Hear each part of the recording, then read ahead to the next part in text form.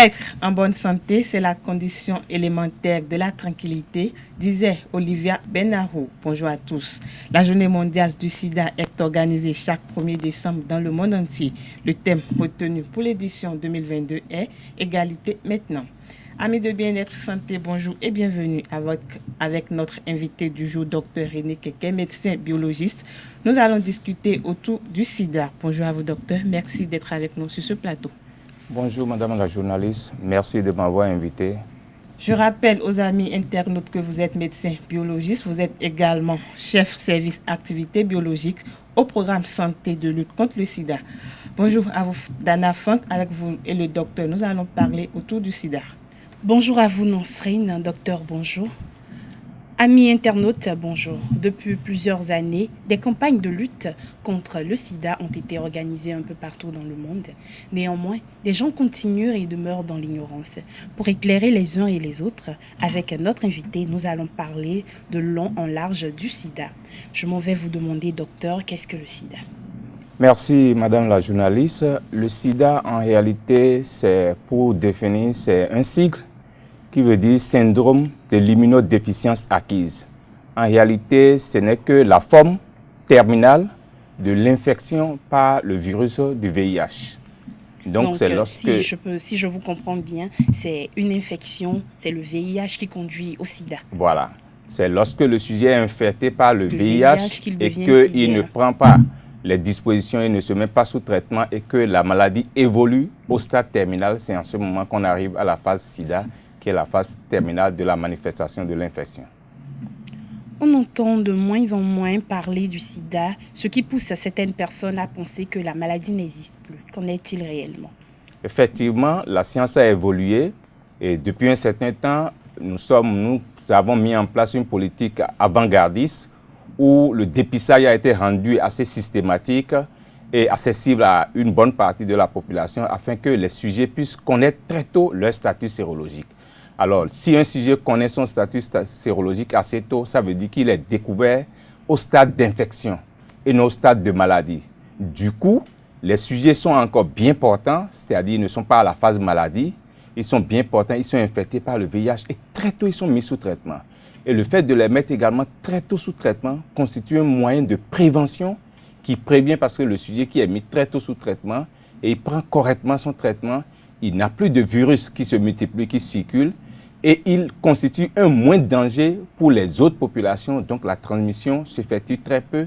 Et du coup, on a peu de personnes qu'on voit à l'étape passée où on voit les gens, on disait tantôt, sida, c'est un sujet qui est maigre, qui est cachetique, qui fait la diarrhée, qui a des boutons sur le corps. Vous allez voir de moins en moins ces cas de figure. Mais des sujets sont infectés. Il est vrai que de moins en moins, on a un taux de transmission qui stagne, qui nous baisse parce que nous avons mis des politiques de prévention sur le marché, sur le terrain et qui marchent. Et puis, il y a beaucoup de personnes qui accompagnent également dans cette prévention-là. Quels sont les premiers symptômes d'un sujet atteint du sida? Un sujet atteint du sida, heureusement que nous en voyons de moins en moins, c'est ce que nous appelons classiquement à l'école la maladie du syndrome cachestique. Un sujet qui perd de poids, il a une perte de poids qui est supérieure à 10% de son poids antérieur. Le sujet qui a des dermatoses sur le corps, il y a des infections qui apparaissent sur le corps. Il y a également la diarrhée, qui est une manifestation qu'on peut avoir. Donc, ce sont des manifestations des infections opportunistes. Il y a également des sujets qui ont des maladies telles que la toux, des infections respiratoires à répétition. Il y a également ce que nous appelons dans notre jargon des adénopathies qu'on peut appeler ganglions dans le langage commun qui apparaissent au niveau de certaines parties du corps. Donc ce sont autant de manifestations qui sont visibles chez les sujets qui arrivent au niveau de la phase sida. Également, nous avons également des manifestations buccales que nous appelons les candidoses que nous avons au niveau de la bouche et qui peuvent arriver également au niveau de l'œsophage, rendant difficile le fait que le sujet puisse déglutir les aliments. Donc, du coup, il a du mal à manger, à s'alimenter. Et puis, il a un amaigrissement, un affaiblissement. Il ne peut plus vaquer normalement à ses occupations. En ce moment, nous sommes déjà à la phase sida. Et c'est la phase terminale de l'infection par le VIH-Sida. Au Bénin, le taux de personnes infectées par le VIH-Sida a-t-il régressé ou a augmenté en ces dernières années? Le taux d'infection par le VIH-Sida au Bénin stagne depuis environ une dizaine d'années. Nous sommes autour de 1% et les dernières projections de l'ONU-Sida par le Spectrum en 2021 nous donnent une prévalence de 0,8%. En 2021, au 31 décembre, nous avons environ 69 000 personnes qui sont infectées par le VIH au Bénin, dont 6 400 enfants, qui sont selon les projections de l'ONU-Sida. Il est vrai que nous avons, avec cette prévalence qui est en baisse et qui stagne, nous avons de moins en moins de sujets infectés. Mais cela ne veut pas dire que la maladie a disparu, parce que chaque jour que Dieu fait, nous avons encore malheureusement de nouvelles contaminations liées au fait que les personnes ne mettent pas en pratique les moyens de prévention tels que préconisés. Chaque 1er décembre, le monde entier organise des campagnes de lutte contre le sida. Cette année, le thème retenu, comme elle l'avait dit, est « Égalité maintenant ». Quelle est votre appréhension du thème retenu pour l'édition 2022 ? Le thème retenu cette année, Poussons pour l'égalité, c'est un thème qui vient dans la continuité du thème retenu l'année dernière. C'est-à-dire qu'en 2030, l'objectif, c'est d'aller vers l'élimination de l'épidémie, mettre fin à l'épidémie. Cela ne veut pas dire que le VIH n'existera plus. Les sujets qui sont infectés, nous devons les porter toujours en vie, améliorer leur qualité de vie, mais c'est éviter qu'on ait de nouvelles infections. Éviter d'avoir de nouvelles infections, c'est éviter que des sujets, il y ait des inégalités dans la population, parce que le Bénin est constitué d'un peu de tout. Il y a des femmes, il y a des hommes, il y a des enfants. C'est de réduire toutes sortes d'inégalités et de permettre un accès large, un accès équitable à tout le monde, en introduisant tout ce qui est discrimination, tout ce qui est stigmatisation, pour permettre un accès large et équitable à tous ceux qui sont dans le besoin d'avoir l'information et d'avoir le traitement vis-à-vis de l'infection par le VIH. D'où le thème retenu pour cette année qui est Poussons pour l'égalité. Comment se fait le traitement après le dépistage? Ok, le traitement après le dépistage, nous avons actuellement 129 sites de prise en charge. Ces sites de prise en charge sont répartis sur toute l'étendue du territoire national. Toutes les communes du Bénin disposent d'un site de prise en charge. Ces sites sont intégrés dans les centres de santé, justement pour éviter les aspects de discrimination et de stigmatisation. Il y a des communes qui ont 2, 3 sites de prise en fonction de la densité de la population. Alors, tout sujet dépisté, aujourd'hui, nous sommes dans la stratégie de tester, traiter. Aucun sujet dépisté ne doit être laissé pour compte. Lorsqu'un sujet est dépisté aujourd'hui, on lui propose systématiquement d'être enrôlé dans la prise en charge. Et la prise en charge, elle est gratuite. Depuis des années, notre pays, dans son document de politique nommé procédure, a adopté la gratuité de la prise en charge. Les antirétroviraux sont disponibles et actuellement, ce n'est plus par le passé où les gens avalent plusieurs types de comprimés. C'est un comprimé enrobé qui contient 3 principes actifs et le sujet a des prises uniques d'un seul comprimé qu'il prend régulièrement pour pouvoir lutter efficacement contre le virus au niveau de ces sites de prise en charge où il y a des prescripteurs qui sont des agents de notre santé. Mais est-ce que ces antiviraux sont disponibles en quantité suffisante au Bénin? Oui, les antirétroviraux sont disponibles en quantité suffisante et n'en témoigne l'intervention du président de l'Association des personnes vivant avec le VIH au cours de la célébration de la journée mondiale de lutte contre le sida le 1er décembre dernier, où il a félicité le programme santé de lutte contre le sida en parlant de l'absence de rupture d'antirétroviraux depuis un certain nombre d'années, puisque le gouvernement, les partenaires au développement nous accompagnent en achetant les mais le gouvernement également joue sa partition depuis un certain nombre d'années et contribue en achetant ce qu'il faut comme médicament pour permettre à tous les PV-VIH qui ont été mis sous traitement d'avoir régulièrement leur traitement et de pouvoir renouveler leurs ARV. Donc les médicaments, je vous assure que les médicaments sont disponibles au niveau de l'ensemble des formations sanitaires. Mais non, comment ces personnes atteintes du sida se procurent ces médicaments? Pour se procurer ces médicaments, c'est lorsque vous êtes infecté, dépisté, on vous oriente sur le site de prise en charge où le personnel est disponible pour vous accueillir. Et le personnel, c'est un personnel multidisciplinaire composé de médecins, de paramédicaux, de personnel psychosocial et des médiateurs qui sont des personnes qui sont déjà infectées et qui sont sur le terrain, personnes infectées ou non, ou affectées, qui sont sur les sites de prise en charge pour accompagner les nouveaux venus, les nouvelles personnes qui sont infectées. Et il y a une éducation thérapeutique qui se fait avant de l'initiation pour le traitement. Il y a un bilan également qui est fait pour mettre les sujets sur traitement. Et vous savez que dans la culture africaine, la maladie chronique n'est pas encore dans nos habitudes. Les gens, quand ils sont malades, il suffit juste de prendre le traitement pour 1 à 2 semaines ou bien 3 à 4 jours et puis c'est fini. Alors que dans le cadre du VIH-Sida, c'est un traitement qui est pour le moment à vie. Donc, on éduque les patients à pouvoir être adhérents, observants au traitement et c'est ça qui est le gage de l'efficacité du traitement. Parce que l'efficacité, c'est ça qui va permettre d'empêcher le virus de se répliquer au niveau du sang pour ne rendre encore davantage malade celui qui est infecté et contaminer encore un autre si le sujet se mettait en situation de risque avec quelqu'un qui est infecté, n'est pas infecté, pardon. Depuis un instant, nous étions en train de parler du sida. Alors, docteur, je vous invite à dire une fois encore pour nos amis internautes les causes qui puissent entraîner le sida chez un homme. Ok, donc tout à l'heure, au début, on avait fait la différence entre l'infection par le VIH et le sida. Donc, je vais diviser votre question en 2 parties. Qu'est-ce qui peut entraîner qu'on puisse contracter l'infection par le VIH? Pour contracter l'infection par le VIH, il existe 3 voies classiques. La première voie, c'est la voie sexuelle. Donc, tout acte à risque et non protégé peut, avec un sujet dont le statut n'est pas connu, qui était infecté, peut entraîner à contracter le VIH. La deuxième voie, c'est la voie sanguine. Tout ce qui peut mettre en contact 2 sangs de 2 individus sans protection peut, et si l'un était contaminé, ça peut entraîner la contagion par le VIH-Sida. Et la troisième voie, c'est la transmission verticale d'une mère qui est porteuse de l'infection par le VIH vers un enfant, qui est un nouveau-né qui doit naître. Et pour cela, il y a un programme également qui existe, qui est fortement soutenu par la Première Dame pour l'élimination de la transmission du VIH de la mère à l'enfant.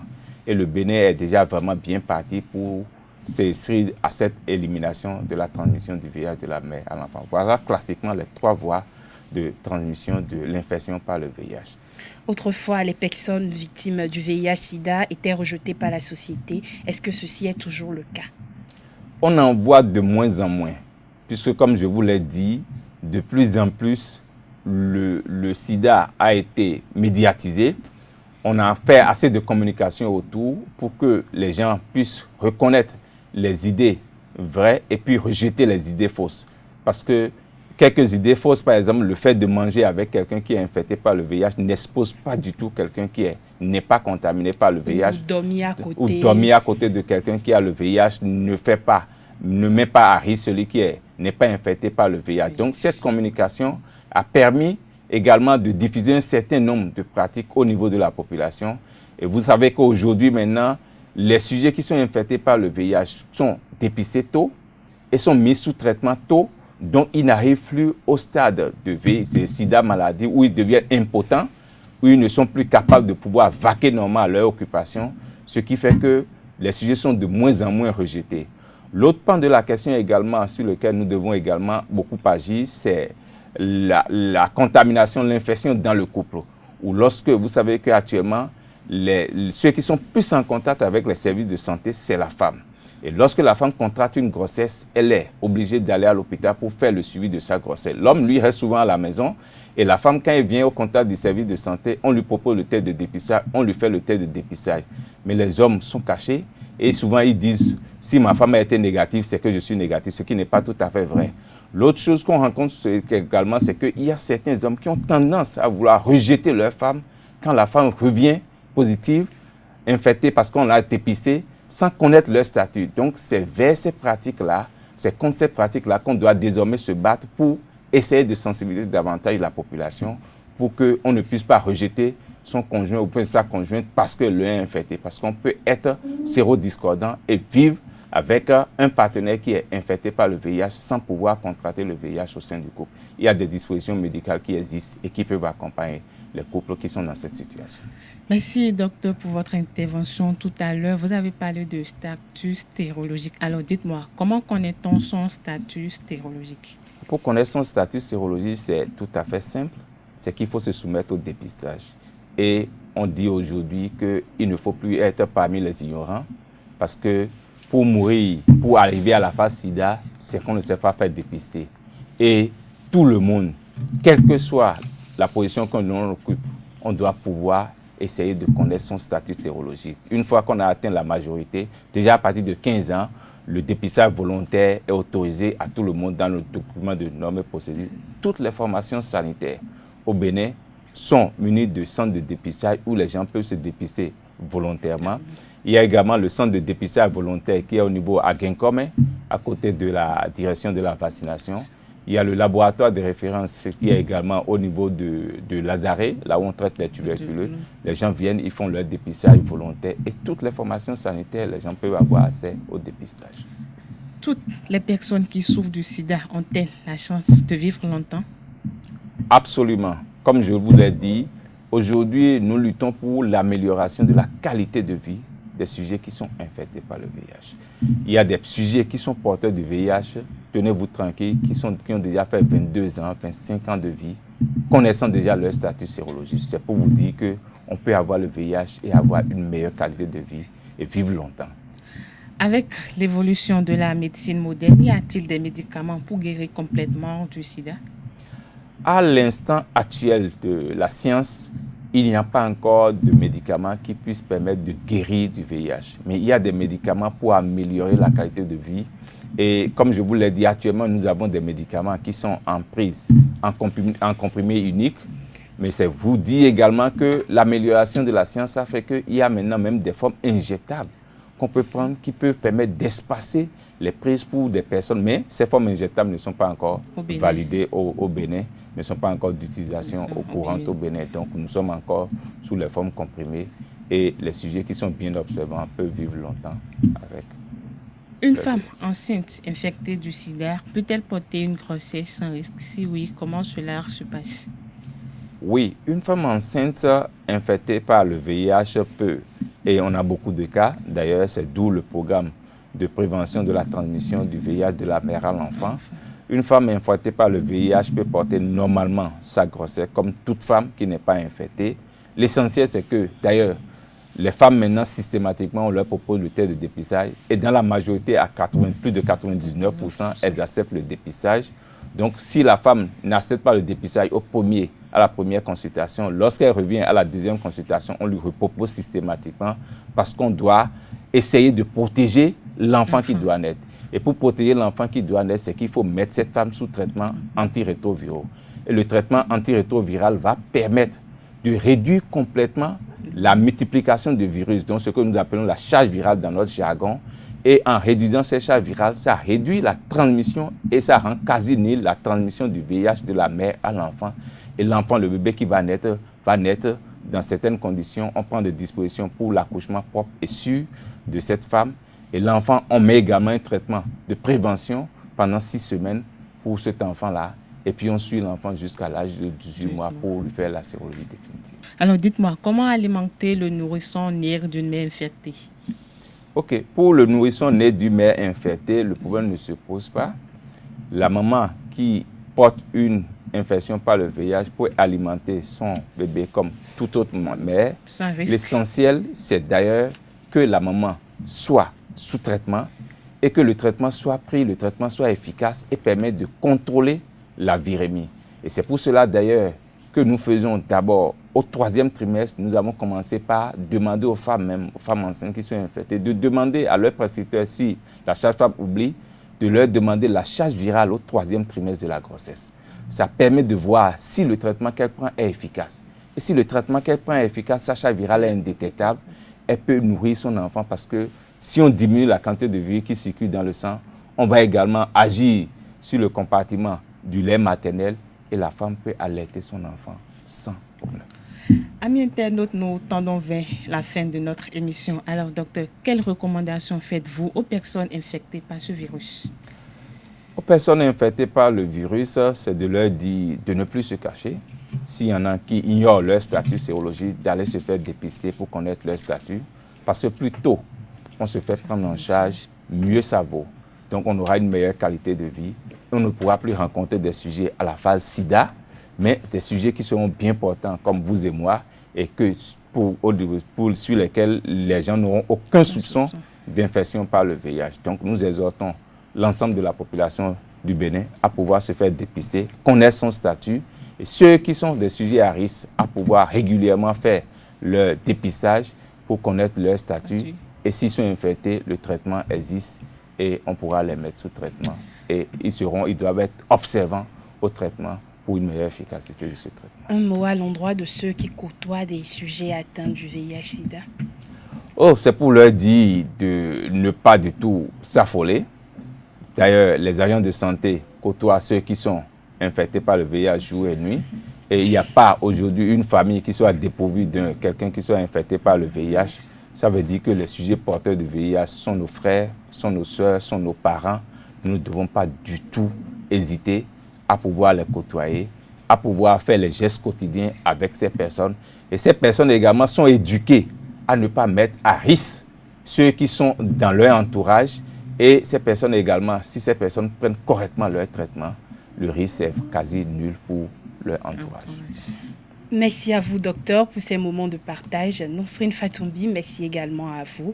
Amis internautes, à vous également, je vous remercie. Portez-vous bien et rendez-vous la semaine prochaine pour un nouveau numéro de Bien-être Santé sur ESAE Télé.